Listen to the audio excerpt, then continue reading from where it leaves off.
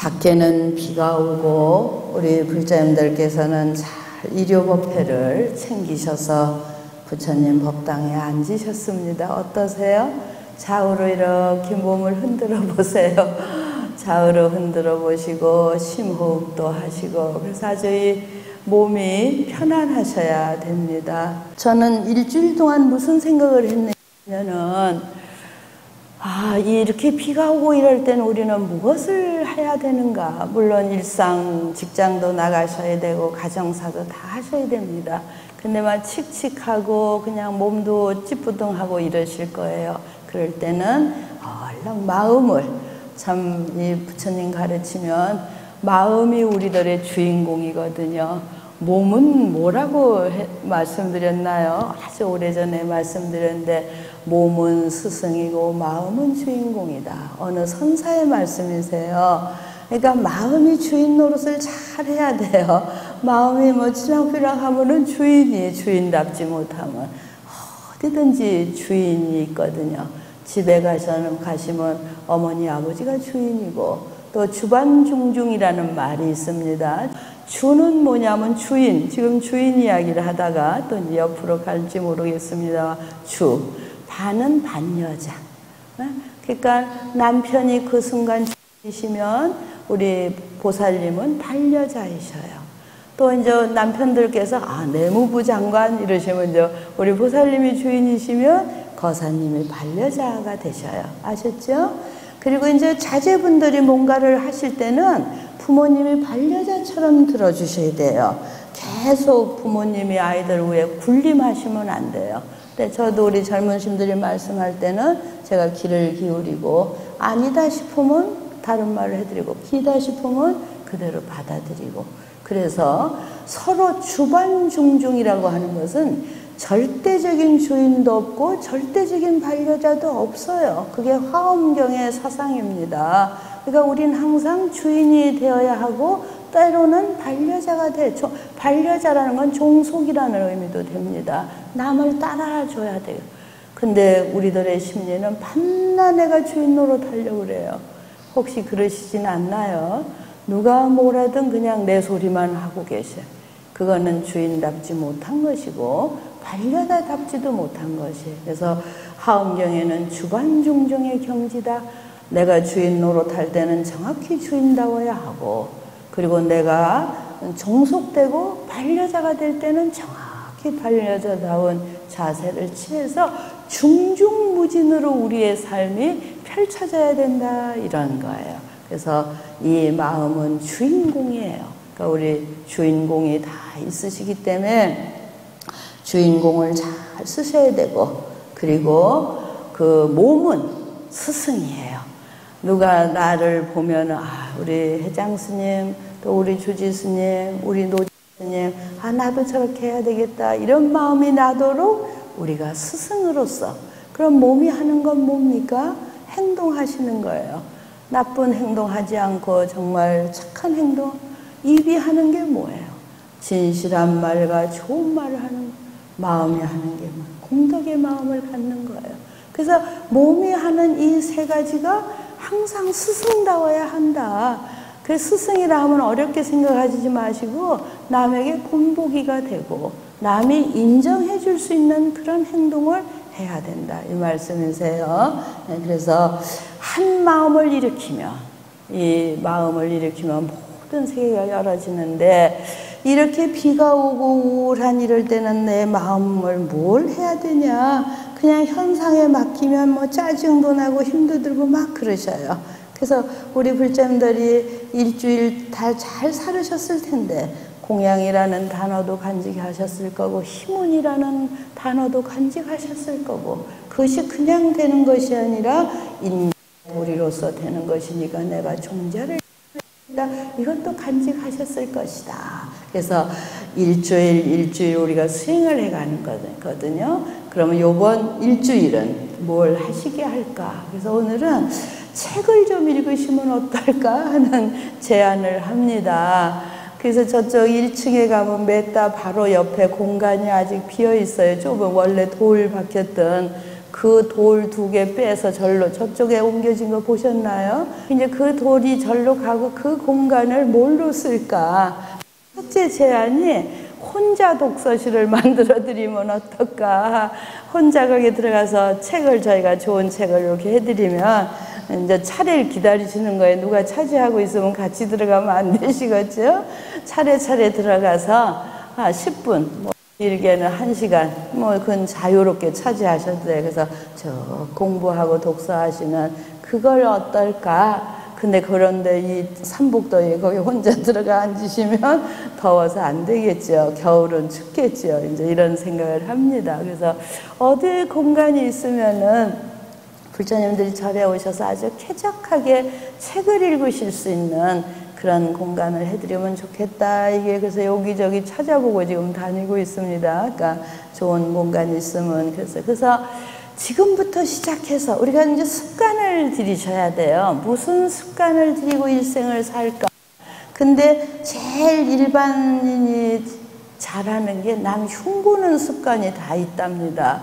그러신가요?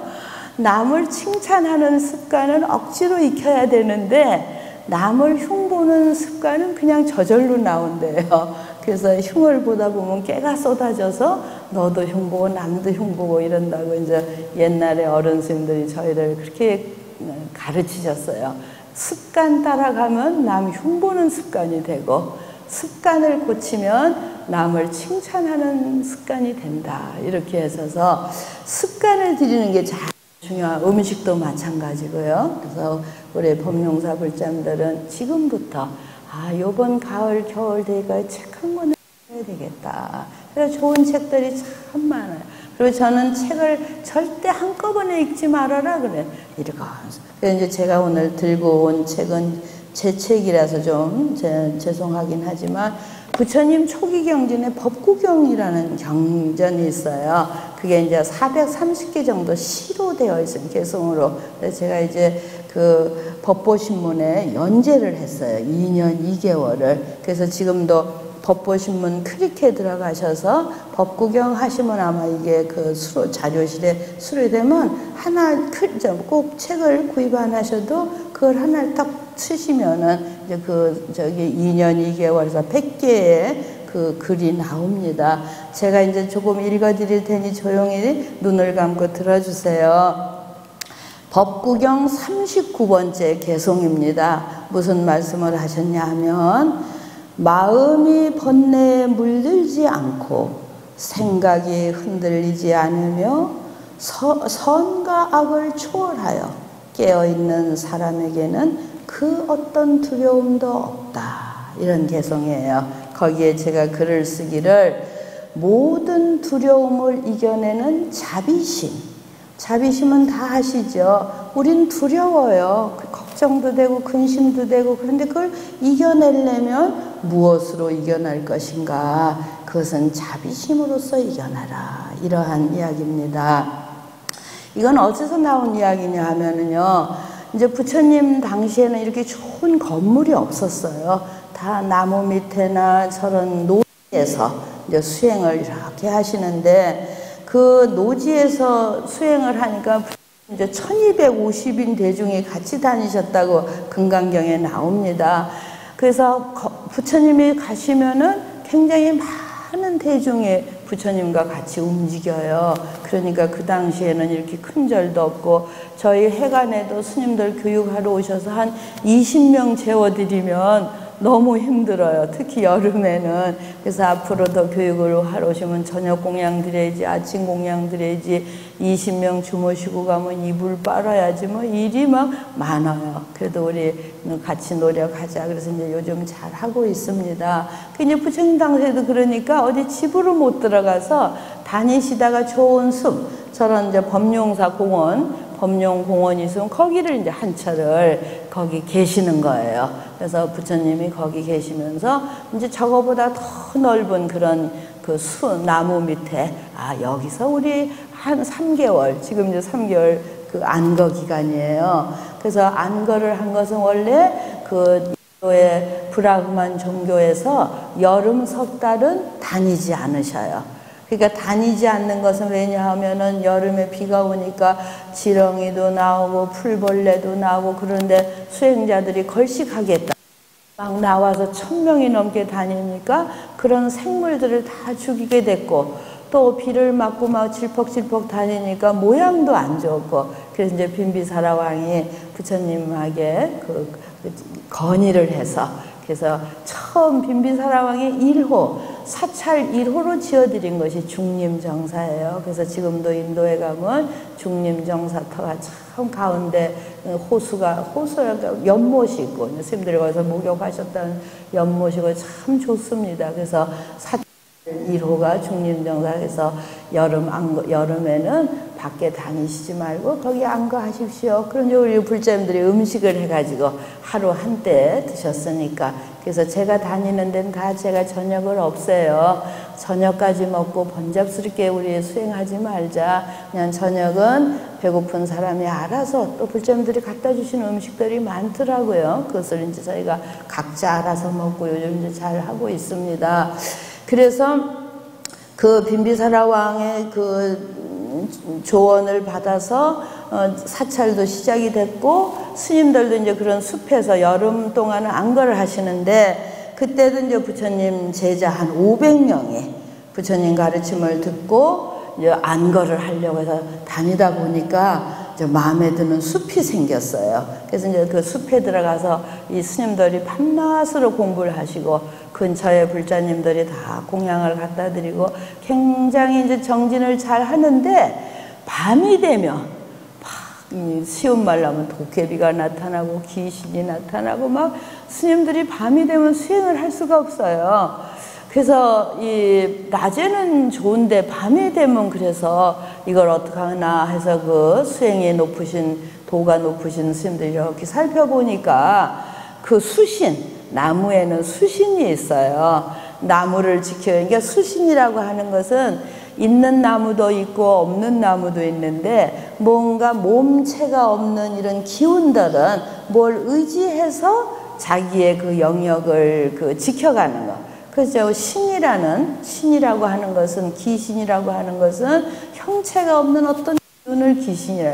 그래서 그게 없는 것도 아니고 있는 것도 아니고 금강경 읽으면 이제 그런 것이 나오는데 부처님 깨달으신 눈으로 보면 다 삼천대천성이 다 보이니까 우리가 현미경을 하고 봐야 겨우 생물들이 보이고 그냥 뭐 안 보이잖아요. 망원경을 쓰고 봐야 지구 밖에 보이듯이 부처님 지혜의 눈으로 보면 다 보이는 거예요. 그래서 이제 그런 그 도깨비들이 그 숲을 의지하고 살았는데 스님들이 안거한다고 500명이 들어와서 하니까 너무 불편한 거예요. 그래서 그 밤에 그 수신들이 우리 어쨌든 작전을 펴서 이 스님들을 다 내쫓아 버리자.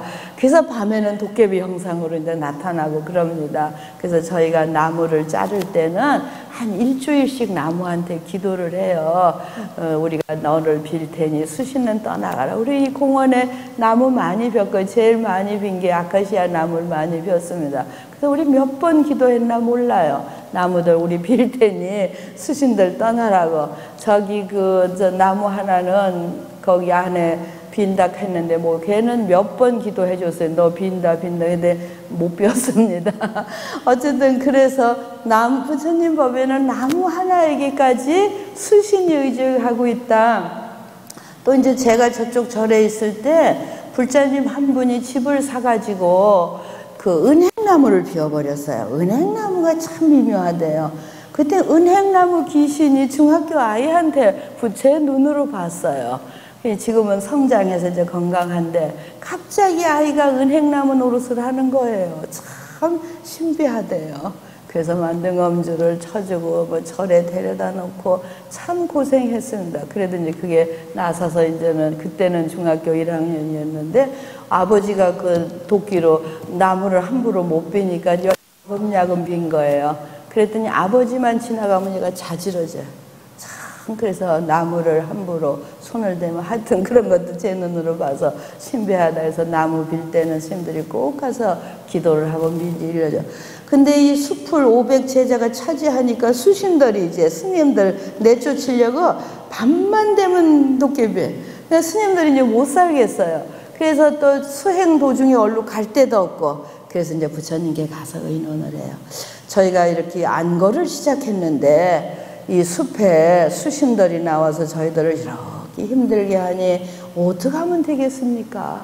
이거 싸워도 질 것 같고 아주 걱정이 많습니다. 그랬더니 부처님께서 500 제자들한테 무슨 말씀을 하셨냐 하면은요, 너희들은 이 수신을 물리칠 무기를 그럼 준비했느냐? 수신이 와서 그렇게 싸우자고 그렇게 내쫓으려고 그러니까 그 수신을, 나무신이에요.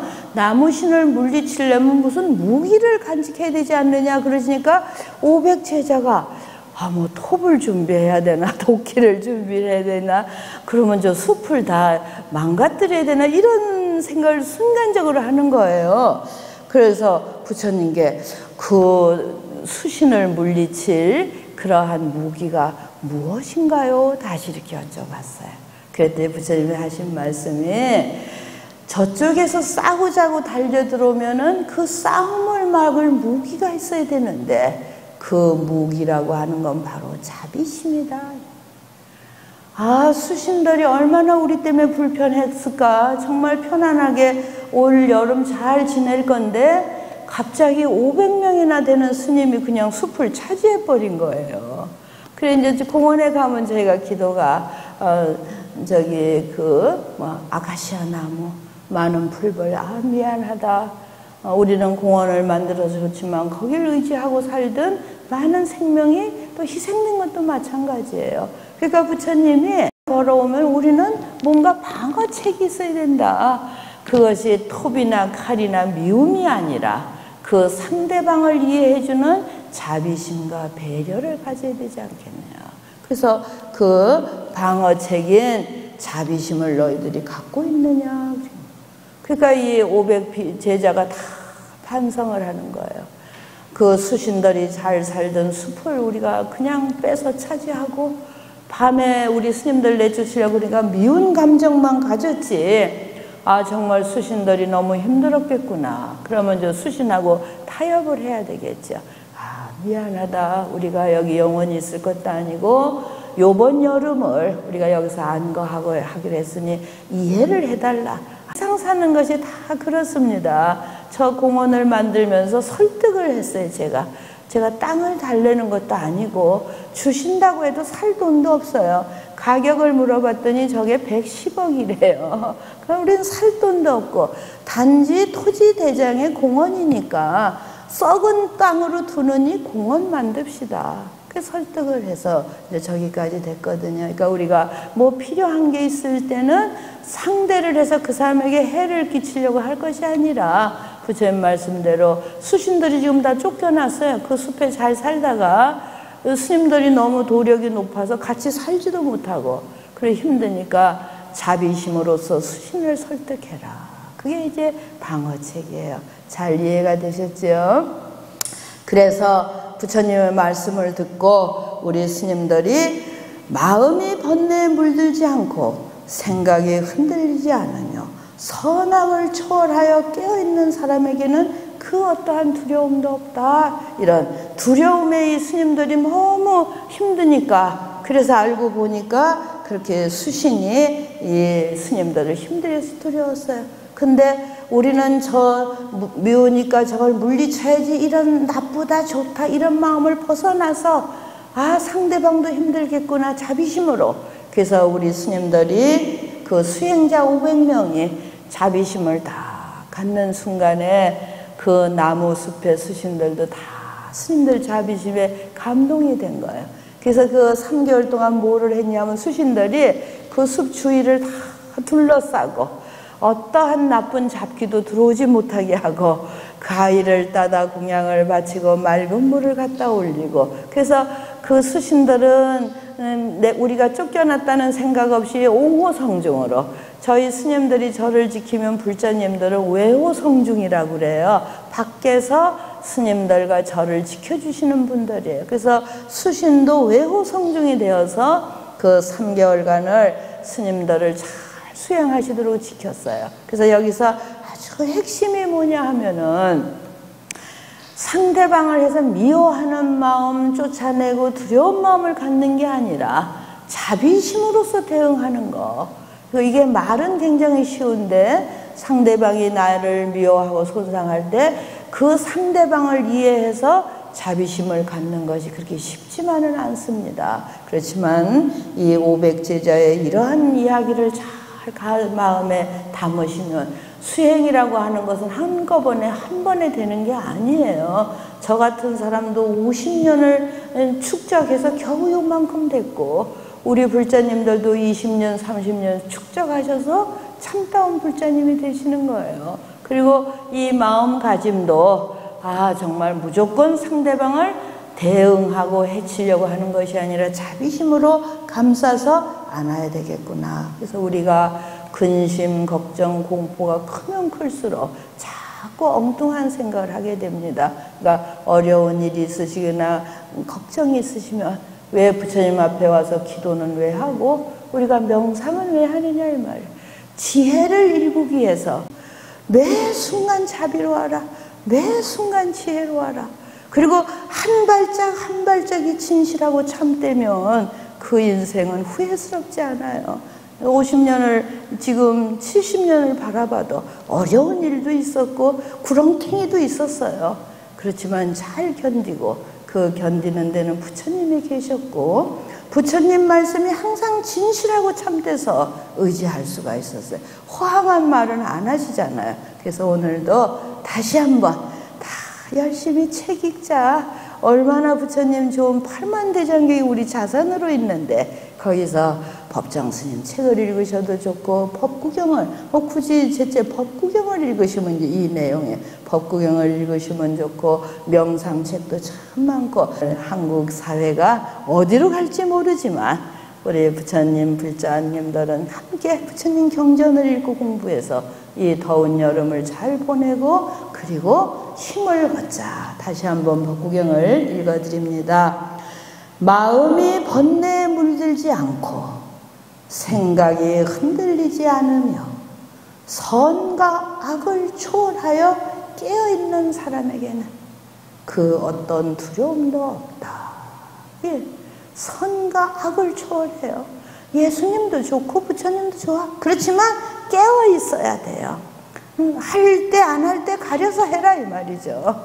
그래서 어디에도 동요됨이 없으면 그 어떤 두려움도 없다. 죽음에 대한 두려움이 우리는 없어요. 부처님이 생로병사 언젠가는 죽어갈 것이다. 이미 딱 말씀하셨는데 우리 삶에는 병고가 있다. 우리 삶에는 늙음이 있다. 우리 삶에는 죽음이 있다 하셨는데 뭘 지금 새삼스럽게 두려워할 게 있겠습니까? 그래서 걱정하지 말아라. 중요한 것은 자비심을 갖고 있는가, 내가 매 순간 잘 살고 있는가, 알아차리고 깨어있는 거 아셨죠? 네, 부탁드립니다. 성불하십시오.